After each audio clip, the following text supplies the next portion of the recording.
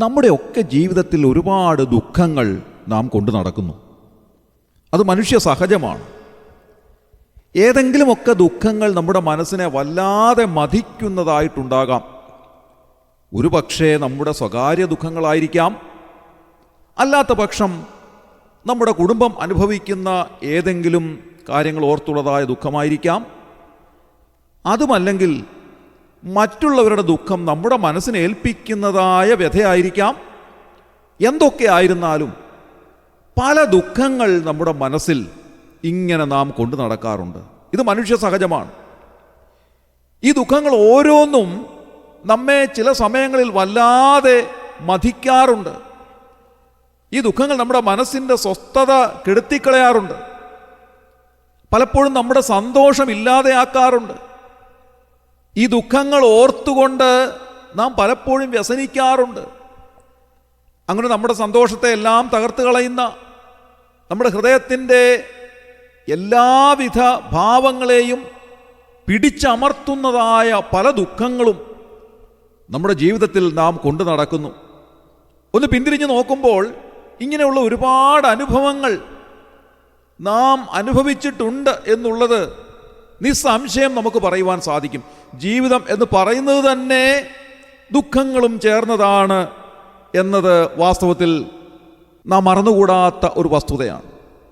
പലരെ സംബന്ധിച്ചും സങ്കടകരമായ ഒരു കാര്യം എന്താണെന്ന് ചോദിച്ചാൽ, അവരുടെ ജീവിതത്തിലുടനീളം അവർ വിവിധ ദുഃഖങ്ങൾ അനുഭവിക്കേണ്ടതായി വരുന്നു എന്നുള്ളത് തന്നെയാണ്. ഒരു ദുഃഖം ഒരു പരിധിവരെ കെട്ടടങ്ങുമ്പോഴേക്ക് അടുത്ത ഒരു പ്രയാസം അവരുടെ ജീവിതത്തിലേക്ക് വരികയാണ്. അങ്ങനെ ദുഃഖങ്ങൾ ഒരു ശൃംഖലയായി രൂപപ്പെട്ട് അവരുടെ ജീവിതത്തിൽ ഉടനീളം ദുഃഖം അനുഭവിക്കേണ്ടി വരുന്ന ധാരാളം ആളുകളെ കാണുവാൻ സാധിച്ചിട്ടുണ്ട്. യശശരീരനായ മഹാകവി KV സൈമൺ അവർകൾ താൻ രചിച്ച വേദവിഹാരം എന്ന മഹാകാവ്യത്തിൽ ദുഃഖത്തെ സംബന്ധിച്ച് രേഖപ്പെടുത്തിയിരിക്കുന്ന ചില വരികൾ ഇത്തരുണത്തിൽ ശ്രദ്ധേയമാണ്. അതിങ്ങനെയാണ്: സമ്പന്നനാവതു ദുഃഖം ഭിക്ഷയമ്പുന്നതുമതി ദുഃഖം മാനാഭികാംക്ഷയും ദുഃഖം അപമാനാഭിഭൂതിയും ദുഃഖം നീതിമാനാവതുമപ്പോൾ അവനീതിമാനാവതും ദുഃഖം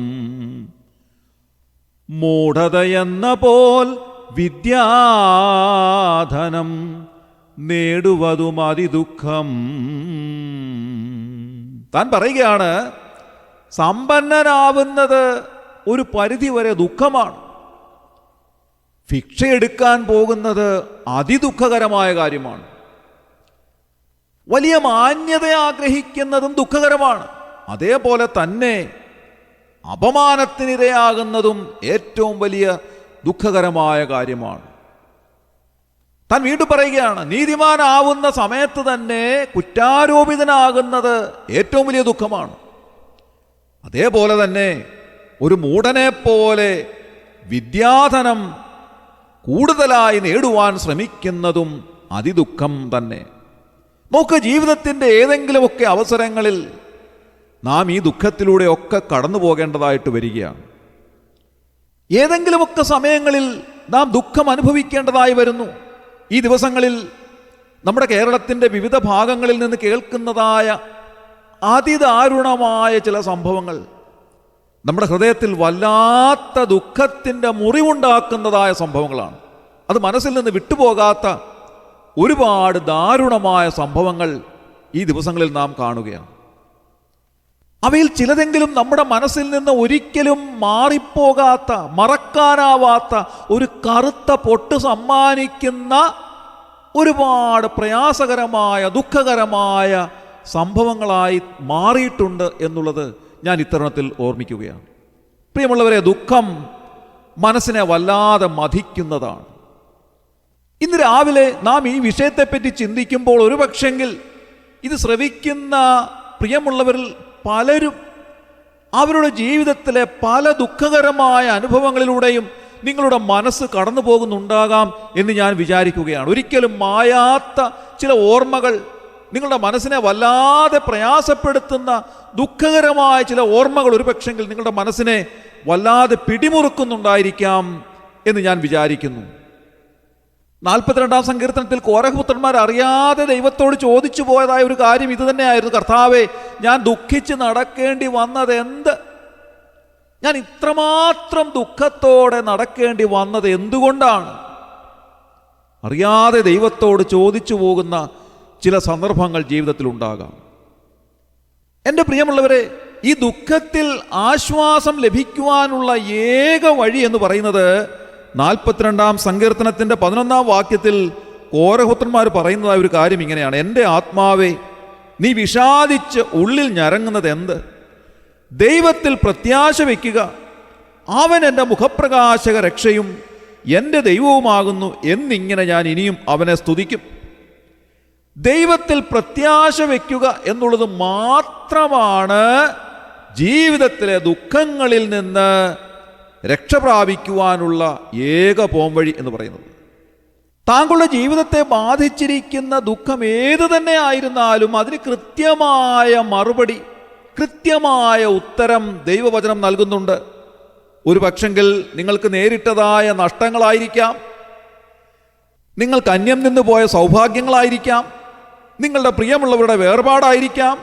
ഇങ്ങനെ ഏത് നിലയിലുള്ളതായ ദുഃഖങ്ങളായിരുന്നാലും അതിനെല്ലാം കൃത്യമായ ഉത്തരം ദൈവവചനം നിങ്ങൾക്ക് നൽകുകയാണ്.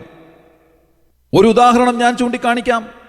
1 തെസ്സലോനിക്കർ 4-ാം അധ്യായം 13-ാം വാക്യത്തിൽ അപ്പോസ്തലനായ പൗലോസ് രേഖപ്പെടുത്തിയിരിക്കുന്നത് ഇങ്ങനെയാണ്: സഹോദരന്മാരെ, നിങ്ങൾ പ്രത്യാശയില്ലാത്ത മറ്റുള്ളവരെ പോലെ ദുഃഖിക്കാതിരിക്കേണ്ടതിന് നിദ്ര കൊള്ളുന്നവരെ കുറിച്ച് അറിവില്ലാതിരിക്കരുത് എന്ന് ഞങ്ങൾ ആഗ്രഹിക്കുന്നു.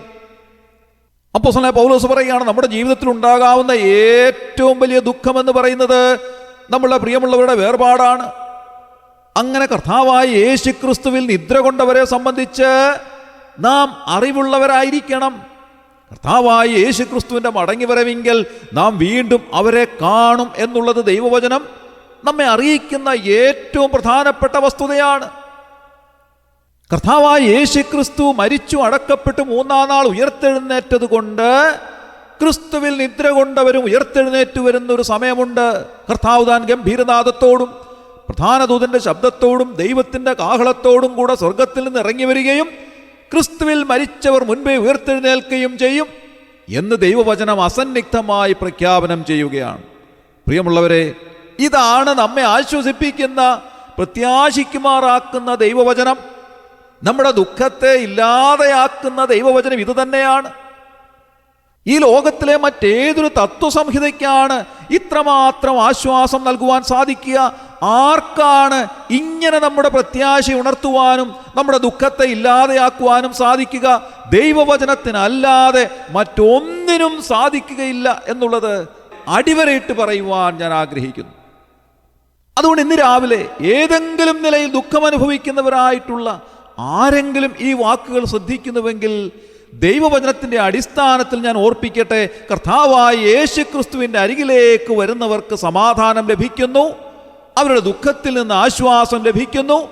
കർത്താവായ യേശുക്രിസ്തുവിനെ രക്ഷിതാവും കർത്താവുമായി സ്വീകരിക്കുന്ന ഒരു വ്യക്തിക്ക് ദിവ്യമായ സമാധാനം ജീവിതത്തിൽ ഉണ്ടാകുന്നു.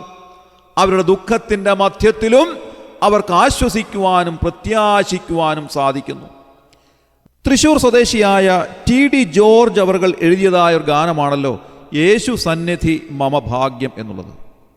അതിലെ ഒരു ചരണം ഇങ്ങനെയാണ്, അതുകൂടെ പാടി ഈ ധ്യാന ചിന്തകൾ ഞാൻ അവസാനിപ്പിക്കുകയാണ്. ദുഃഖങ്ങൾ ഹൃദയത്തെ മുറ്റും തകർത്തിടുമ്പോൾ, ദുഃഖങ്ങൾ ഹൃദയത്തെ മുറ്റും തകർത്തിടുമ്പോൾ